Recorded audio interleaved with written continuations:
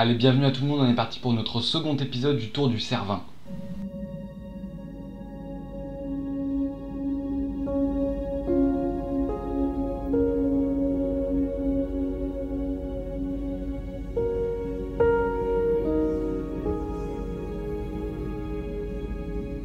On s'était quitté à Breuil-Servignat au terme de notre première belle journée, et on redémarre malheureusement aujourd'hui sous un ciel couvert jusqu'à la fenêtre de Tsiganaz. De là, on apercevrait en temps normal les sommets vers lesquels on se dirige, mais on y voit aujourd'hui les nuages annonciateurs de ce que la météo nous a prévu, un bon gros orage. On ne doit donc pas perdre de temps pour avoir passé le col de Valcornières et être redescendu avant que la foudre ne tombe.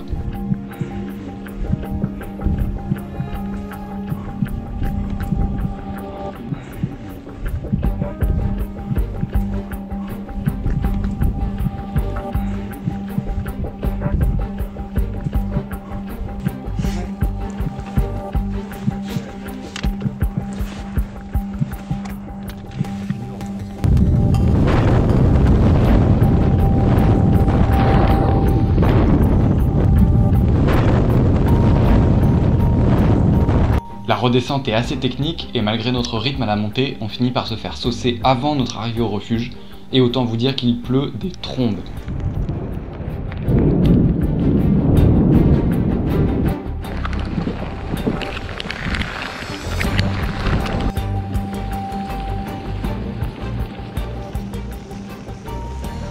Finalement, ce sera une nouvelle nuit improvisée dans le refuge et pas dans le jardin à côté comme c'était prévu, car à nouveau, toutes les affaires sont trempées et surtout on commence à en avoir vraiment marre.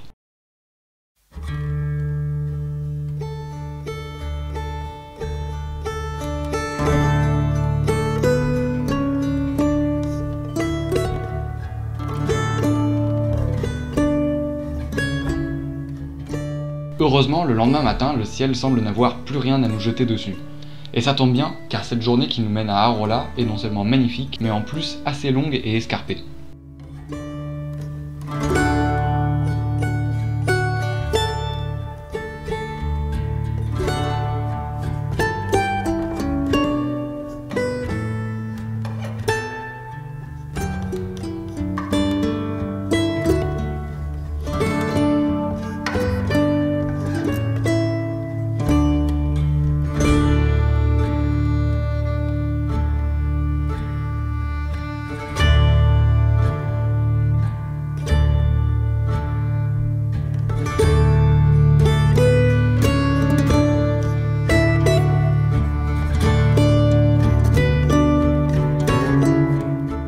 Décide d'aller voir le rocher de la Vierge dès qu'on a le dos tourné, et comme il s'en sort finalement vivant, on décide de fêter ça avec quelques répétitions des gestes élémentaires de glissade surnévée, qui est, comme vous l'avez deviné, notre élément stratégique pour l'amélioration de notre vitesse de déplacement sur terrain enneigé.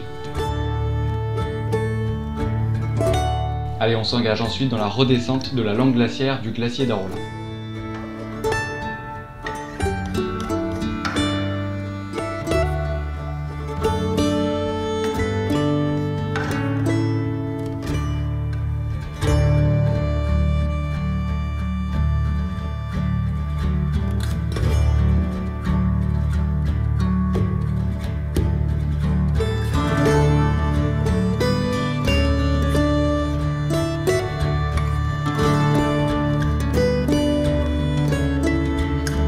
Alors là, mine de rien, on a un peu le feu aux fesses par contre, car on est censé se ravitailler en fond de vallée d'Arolla, après une prise en stop, on l'espérait, au premier parking. Or, vers 15 h, nos calculs les plus optimistes nous prévoient une arrivée au parking du stop pas avant 18 h 30. Or, à ce stade-là, on n'a même plus de repas de secours. Il en va donc de la survie de nos estomacs. Après quelques erreurs tactiques dans la traversée des eaux de fonte, dont les responsables se reconnaîtront, on tente d'accélérer le pas, mais on doit se rendre à l'évidence, ça commence à sérieusement sentir le jeûne prolongé pour la soirée. Je ne vous dis pas notre soulagement, quand, en arrivant à une yourte de restauration, 30 minutes après sa fermeture, on voit arriver au loin la gérante dans une voiture. Elle était venue récupérer des affaires et elle a accepté de nous faire à manger. Elle a même fini par nous descendre en voiture jusqu'au fond de la vallée. Et l'on a pu y planter les tentes dans le noir en savourant ces moments qui, en montagne, vous sauvent la mise et vous font faire de magnifiques rencontres dans les pires situations.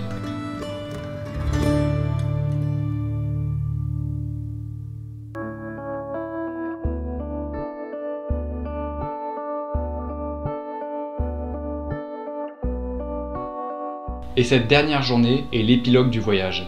En remontant les alpages, on profite du soleil, des vaches et du paysage que l'on laisse à notre grand regret derrière nous.